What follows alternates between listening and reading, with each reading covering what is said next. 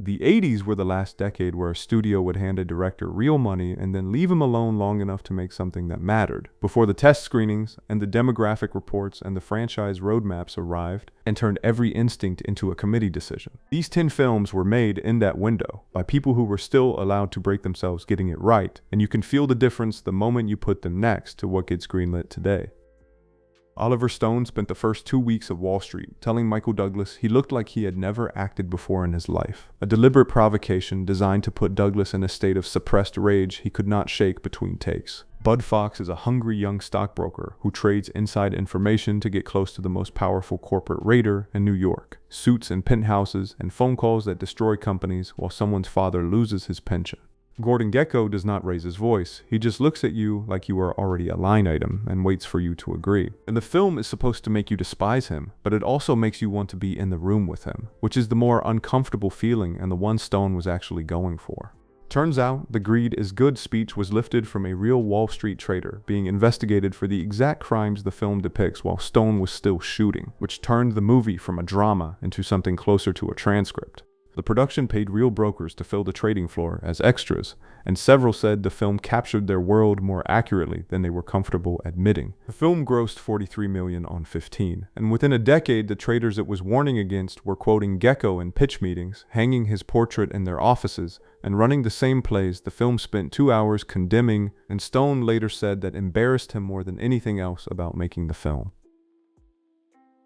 A producer named Ray Stark had a rival mermaid movie with Warren Beatty attached and offered Disney money to kill Splash before it reached theaters, and Disney told him no, a refusal that turned out to be the reason Tom Hanks became a movie star, because Hanks came in to read for the John Candy role, and Ron Howard and his producer looked at each other mid-audition and quietly moved him to the lead. Splash is a love story about a man who has spent his entire adult life feeling like something is missing without being able to name it, and it turns out what was missing was a mermaid, which sounds ridiculous until the film makes you feel the specific sadness of a person who has been looking in the wrong direction their whole life. It is a sad film disguised as a comedy, and the ending costs you something. Daryl Hannah wore a prosthetic tail so painful it left her feet bloody almost every day, and so difficult to remove that she stayed in the water during lunch breaks, while Tom Hanks and John Candy dropped French fries into her mouth from the side of the tank. Howard kept all of it because the commitment gave her movements something no digital effect has since replicated. A single shot of Hannah walking away from camera caused an internal war at Disney so intense it led to the creation of Touchstone Pictures, which remains one of the most consequential rear views in Hollywood history. Touchstone went on to make Pretty Woman and Pulp Fiction, and the scene that nearly killed the production is the reason both those films exist.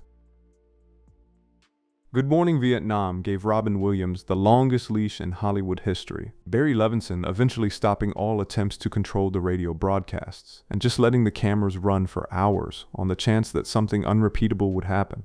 Adrian Cronauer is a military DJ whose manic early morning show makes him a hero to the soldiers in the field, and a problem for every officer above him, a man who uses humor the way other people use armor, which is to say constantly and effectively right up until the moment it stops working, and the film is not really about the war until suddenly it is. Williams goes quiet in the second half, and the comedy drains out of the room, and you realize the laughter was the only thing standing between you and what was actually happening over there, and the silence that follows it is the loudest thing in the film. The sweat soaking Williams through every broadcast scene is not makeup. That is genuine physical distress from performing at full intensity in un-air-conditioned sets in Bangkok heat that was putting crew members in medical tents. The Oscar nomination Williams received was for a performance that did not exist in the script, and Levinson later said he never directed Williams so much as aimed the camera at him and got out of the way, which is the most honest thing any director has ever admitted about what the job actually requires.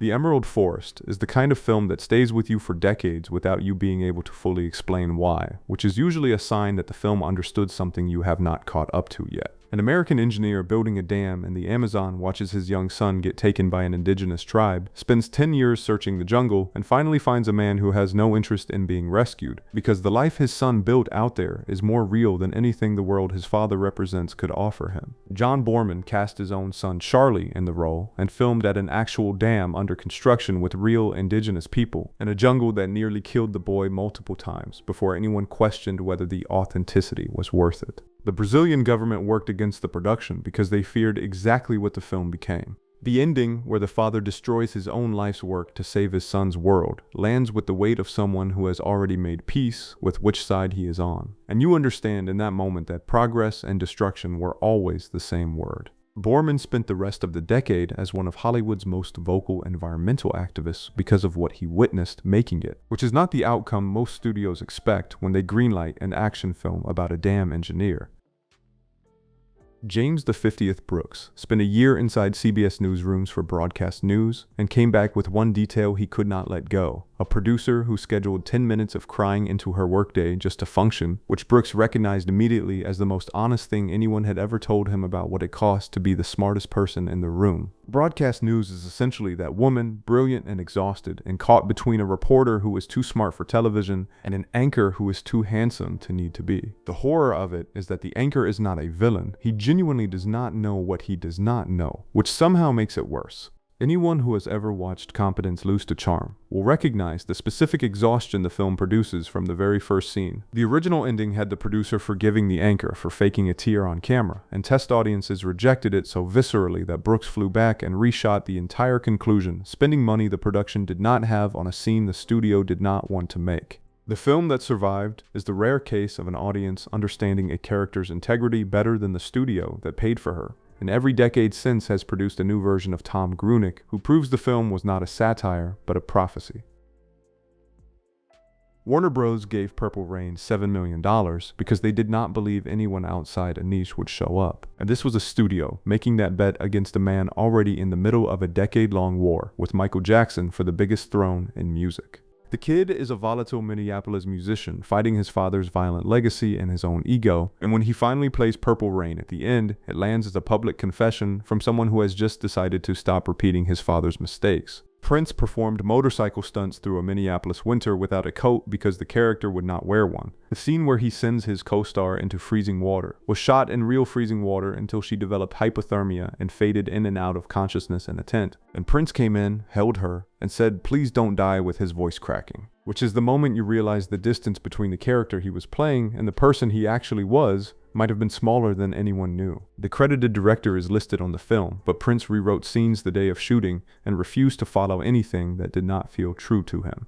The album spent 24 weeks at #1 and sold over 25 million copies. And Warner Brothers spent years afterward trying to replicate it without ever understanding that you cannot commission a man who refuses to make anything he does not completely mean. The director of the original 1960 French film called the American remake of Breathless an insult to the soul of cinema, which is the correct response, and which Jim McBride took as permission to make something as offensive as possible. Breathless follows a car thief who kills a highway patrolman while distracted by a comic book, and tries to convince a French architecture student to run to Mexico before the police close in. And the film works because Jesse is genuinely insufferable and genuinely magnetic, and you spend the whole runtime unable to decide which one is going to win. The film moves through neon storefronts and Silver Surfer comics and a convertible on the highway at night, everything fast and slightly too loud, and the whole thing has the specific energy of someone who knows they are running out of time and has decided to make it everyone else's problem. Richard Gere refused to sit down between takes, staying in constant motion to keep the energy live, and Roger Ebert called the performance deliberately repugnant, which took years to be recognized as a compliment. Gere wanted to dismantle the romantic lead image his studio had spent 2 years building, and the people who understood what he was doing were outnumbered by the ones who didn't, which is usually how it goes. The film failed at the box office, and McBride spent years in television. Tarantino has since called it a film that indulges completely all his obsessions, and McBride is still alive to hear it, which is the kind of vindication that takes decades to arrive, and usually finds you somewhere unexpected.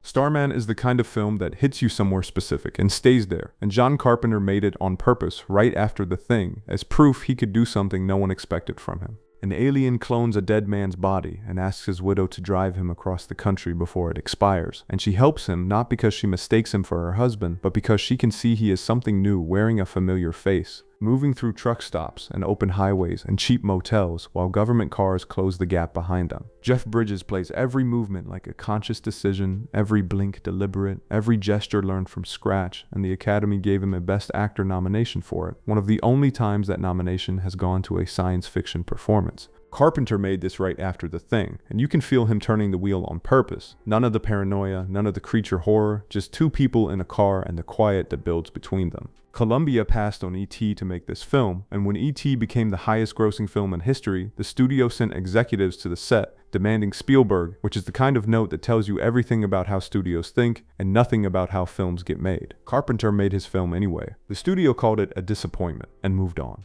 The film found its audience slowly in video stores and on late-night cable, and those people loved it completely and quietly for years before anyone official agreed with them, which is exactly what the film is about: being the wrong kind of thing in the wrong place at the wrong time and somehow surviving anyway.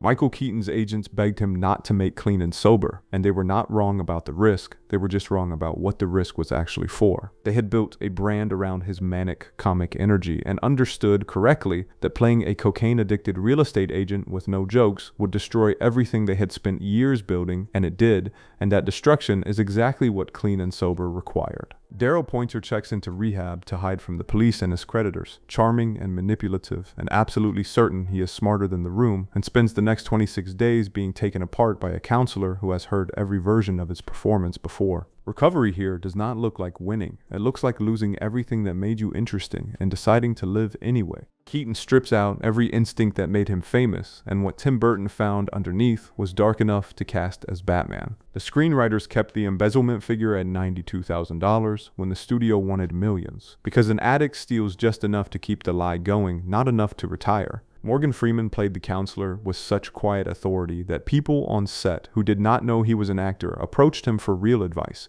and his salary was a fraction of Keaton's. The film made almost nothing theatrically, and Batman was built from a performance almost nobody saw, which means the most commercially successful superhero franchise of the decade was secretly funded by a film about a man running out of lies in a room full of people who had already stopped believing him. Talk radio began with Oliver Stone channeling the stillbirth of his second child into a script that got significantly darker than the stage play it was based on, a grief he kept private from almost everyone on set, which you can hear in every scene if you know what you are listening for. Barry Champlain is a caustic Dallas radio host on the night his show goes national, a man who has built an audience by making them feel stupid, and cannot stop even when he understands that the audience now includes people who want him dead. One booth, one microphone, callers coming in through the dark, while the walls of the studio get smaller and the camera gets closer. The playwright who wrote the play and stars in the film delivered massive monologues in single takes on a $4 million budget shot in 26 days, losing his voice multiple times. And Stone kept a take where his eyes were visibly glazing over from exhaustion because that was the one that felt true. Actual far-right groups sent threats during filming in Dallas, which at the time felt like a production risk and in retrospect feels more like a review, and Stone made the camera feel it, shaky and close and predatory. Watching it now feels less like watching a character and more like watching a man explain exactly how his own death is going to happen. Stone never made another film this personal, which either means he learned something or used everything up in one place, and both explanations are equally depressing. Talk Radio is the perfect place to end this list because it is a film that cost its director everything he had and still barely found an audience. These 10 films asked for more than most people were willing to give, and that is exactly why they still hit harder than anything made sense.